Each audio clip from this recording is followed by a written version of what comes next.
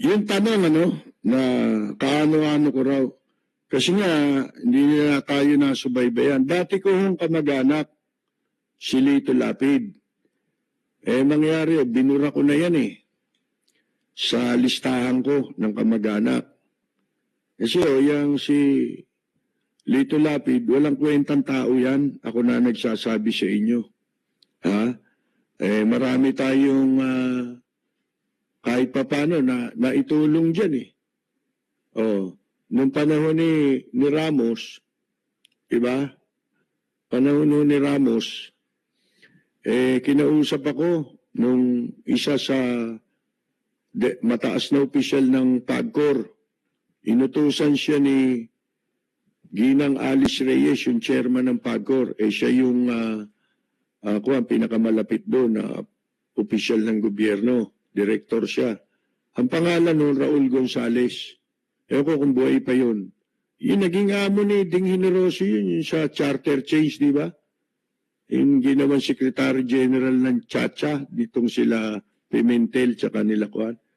Amo niya dati yun, si Raul Gonzales. Yung Raul Gonzales na yun, naging press secretary ni Presidente Macapagal yun. Ngayon, ni Ramos, PAGCOR siya, director. Itong si Lito Lapid, si Raul Gonzales, na salubong ko sa Manila Pavilion, yung dating Hilton. Kasi nga, araw-araw kaming nandun sabi niya, binati ko, at sabi niya, uy, mabuti nga pala't nagkita tayo. Pwede ba tayo mag-usap sandali? Nag-usap kami. Mangyari kasi, pinatawag kami ni Presidente Ramos, si Mrs. Reyes. Ang bilin sa amin, tulungan si Governor Lapid. Hindi ba kamag-anak mo yun?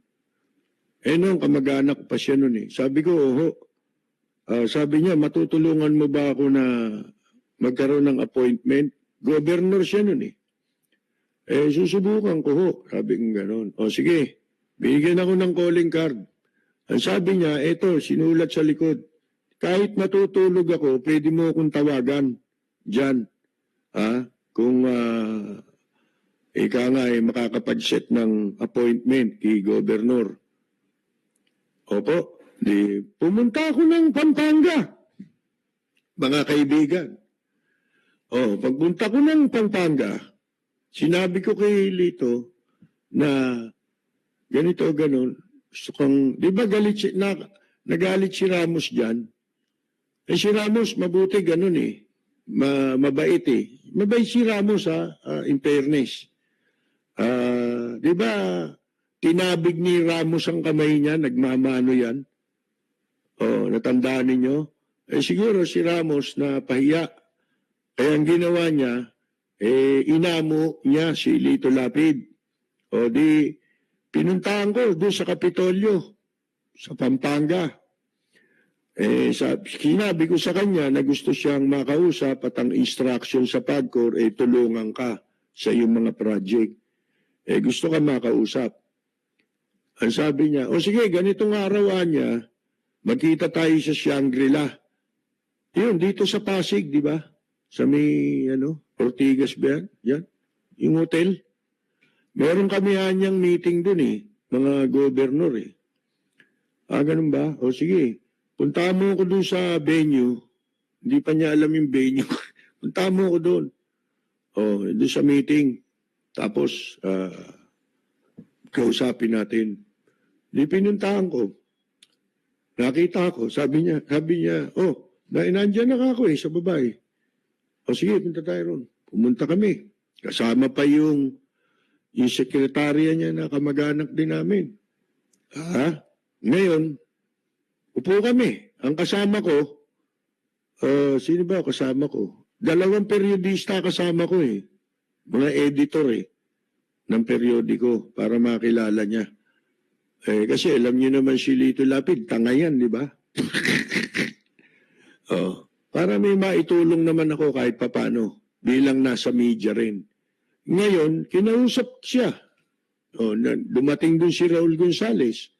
Sabi, sige, ganyan, basta kami, ang ang utos sa amin ni Presidente Ramos, tulungan ka dun sa iyong mga project, kung ano man yun.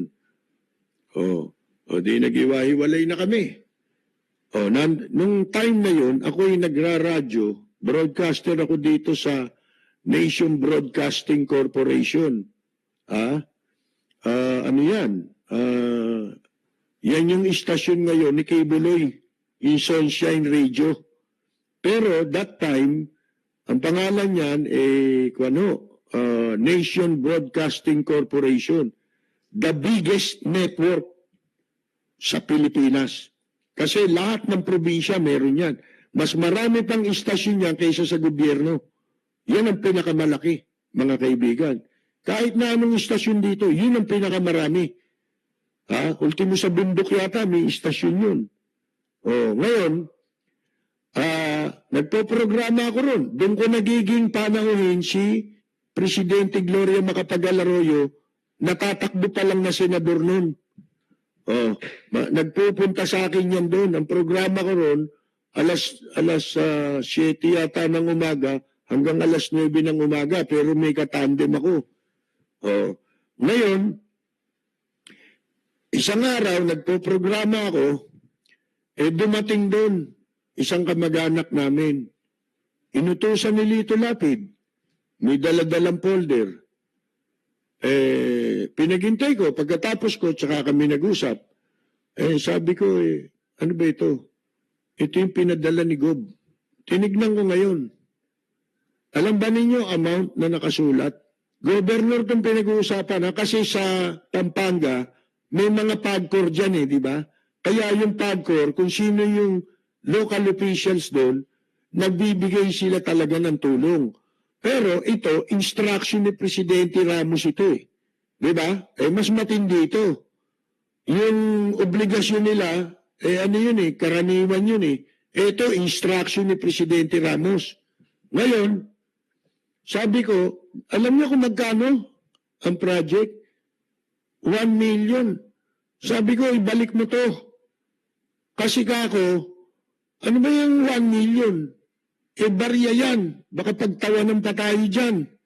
Sabi kong gano'n, palakihan mo. Sabi niyong kausap ko, nakamag-anak din namin, hindi, yan daw yung, yan daw muna. Ganun ba? Di sige. Sinabmit ko. Mga kaibigan, sa PAGCOR, ako nagdala. Sabihin niyo kung masamang tao ko. Dinala ko ron. Pagkatapos, siguro mga 2 weeks after, hindi ko pinapansin, naantay kong baka tumawag sa kanila after 2 weeks, dumating si Lito Lapid doon sa pavilion. Sabi ko nga, di ba, tambayan namin yun. Pagagaling ko ng istasyon sa umaga, doon ang tuloy ko. Ngayon, dumating si Lito Lapid. Nakita ngayon ako, sabi niya, ba't nandito ka? Hindi niya alam, istambayan ko yun. Sabi ko, alam ko ako, darating ka Kasi Pampanga Festival, doon sa restaurant ng Holiday Inn, Manila Pavilion. So kung Pampanga Festival, yung official, invited nila. Si Lito Lapid yun, at saka si Cielo Salgado. Macapagal Salgado, kapatid ni Presidente Gloria Macapagal Arroyo. Hindi pa presidente nung si Ate Glo. Ngayon, di nakaupo sila sa gitna. Bali ba, paparating yung Amerikano, nakita siya nung manager, si Phil Kennedy, kaibigan ko yun Ang laking lalaki nun. Parating ng gano'n, nakita ni Lito Lapid. Bigla ko niyaya doon sa isang bar doon, sabi, halika, dito muna tayo maupo. Yun yung inuupuan namin yung pinuntahan na, yung saan niya ako niyaya, yun yung istambayan namin, yung bar doon. Sa gabi, yun, inuman. Sa umaga, wala. Doon kami may standby. Mupo kami sandali. Pagkatapos, dumating yung mga receptionist ng hotel. Kilala nila ako. Sabi, Percy, sabi mo kay Gob, mag-uumpisa na yung program. O sige nga ako, liga na, pumunta na tayo ron. Dito na tayo dumaan, may isang pintuan doon eh, diretso sa restaurant eh. Doon ko dinaan. O sabi pa ni Loco, yabang. Nabubuisit ako pag maalala ko eh. Kung aalis dyan, kumain ka muna dyan. Loob-loob ko, baka bayaran ko pa yung kinain niyo. Ngayon, sabi niya, diyan ka muna. Di sumama ako doon sa mga mukhang unggoy na tao niya, di ba? Nakaupo ko ron. Nakaharap kami. Sila, presidential table. Mahaba eh. Si Lito Lapid nasa gitna at saka si Cielo Salgado Macapagal, vice governor niya. Yung Amerikano nasa may bandang ilang pa ang pagitan eh, malayo-layo, malapit na sa dulo ng lamesa. Ngayon, nung unti-unti nawawala yung pagitan ni Lito Lapid at saka nung Amerikano, isa-isang nawawala na, tumatagal. Si Lito Lapid usog ng usog. Nung malapit na yung Amerikano, bigla siyang tumayo at sinenyasan ako. Dito tumayo ako, pumunta ako sa tabi niya. Sabi niya, dito muna tayo. Kunyari, nag-uusap tayo.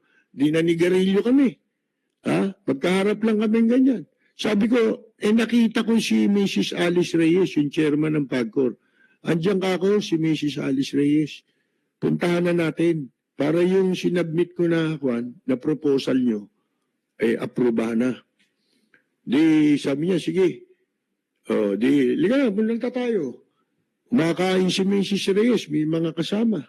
Binulungan ko, sabi ko, ma'am, si Governor Lapido. Tumayo si Mrs. Reyes, kinamayan siya. Tapos, inayos ko yung upuan, tinabi ko. Hindi nagsasalita mga kaibigan eh. Nung mga segundo na, binibilang ko yung segundo, hindi pa bumubuka yung bibig. Sabi ko, ma'am, ganito meron mo kami sinabit na proposal, yung opisina ni Governor. Nung ganitong pecha pa sabi ni Alice Reyes, ako nang bahala. Abay, kinabukasan, tinawagan ako doon sa Hilton mismo, doon sa pavilion Pinepage ako ng PAGCOR. Di sinagot ko. Pumunta ko kayo dito dahil yung cheque ni Governor Lapid, pakikuha nyo. Ganun ba? Di pumunta ako ron. Baka lahain ninyo. Naghintay ako mga 2 oras. Ang tagal, inip na inip ako. Tapos bumaba yung naganap, sabi, naku, Mr. Lapid, pasensya na kayo, nagantay kayo ng matagal kasi yung palang cheque ni Governor, na-forward doon sa Angeles, di ba may PAGCOR doon? Di na-forward doon. Di pumunta ngayon ako kinabukasan para maipaalam ko sa kanya. Pagdating ko sabi ko yung cheque ka ako na-forward pala dito. Kala ko hindi niya pa nakukuha. Hindi, sabi niya, sunog na Nagtaka ako anong sunog. Nakalagay sa pangalan ng foundation niya. Foundation mga kaibigan. Sunog na Ibig sabihin, wala na. Isipin mo yun. Di umuwi akong hindi man lang ako binigyan ng konting panggasolina, di ba? At least ako nagtrabaho nun Number 1, kawalang yan. Di ba? Number 2, tinawagan ako ng mga kamag-anak naming matatanda at pinahanap daw ako ni Lito Lapid. Gusto kami makausap doon sa Kapitolyo. Wala pang Kapitolyo noon. Nagkaroon ng di ba, ginawa yung Kapitolyo. Nag-uopisina sila sa Public Works. Alam niyo sino kasama ko? Si Tita Carmen Ignacio. Inaya ko ron. Nagpunta kami sa San Fernando, Pampanga. May kasama kaming doon na kami nakita-kita, mga lolo namin, nalapid. Gusto niyang ipa-organize yung reunion. Wala naman binigay na pera. Hindi kami pinagkape. Hiyang-hiya nga ako kay Carmen. Sabi, kamag-anak mo ba talaga yan? Hindi man lang tayo napagkape niyan. Mga kaibigan, isipin ninyo yan, ang daming pangyayari. Nung mga ilangan yan, nandun kami. Pati yung namatay na tsuy namin, si Coy Rolly, yung pulis dati sa Quezon City, kilalang kilala yun. ng lahat ng pamilyang Lapid, mga kaibigan. Dahil yun ang hingian nila ng saklolo. Yung meron sila mga problema. Ngayon, nagipit yan, di ba? Si Lito Lapid nung panahon ni Erap. Ginipit ni Erap yan yung damuhong yan. Meron kaming isang makapangyarihan tao na isinama namin siya ron. Sino nagsama sa kanya? Kami. Mga kaibigan. Marami ng pabor na naibigay natin dyan. Hindi ko na maalala ngayon yung iba. Ibig ko sabihin marami tayo pinuhunan Eto ngayon, isang araw, panahon to ni Gloria. Yung mga panahon itong panahon na sinasabi ko sa inyo, yun yung lowest sa buhay natin. Kinalimutan ko muna yung profesyon na ito. Lahat kinalimutan ko. Nag-self-exile ako, kasama ko pamilya ko sa isang probinsya. Ngayon, itong kapatid ko, dun sa kanilang pahayagan, dumating si Lito Lapid din at nakasalubong niya. Nung magkasalubong sila, ang tanong agad sa kanya, si Percy, nasaan? Nandun, wala ngang trabaho yun papuntahin mo sa akin. Nakarating ngayon sa akin, sinabi ngayon ng kapatid ko na, yung pinapupunta ka ni senador na to senador. Mga kaibigan, kilala pa pala ako ng damuhong yan. Di nagplansya ngayon ako ng damit ko, di ba? Totoo yan, walang-wala ako. Inayos ko lang sarili ko dahil siyempre Senate yun, nakabarong ka man lang, di ba? Suot ko barong na puti.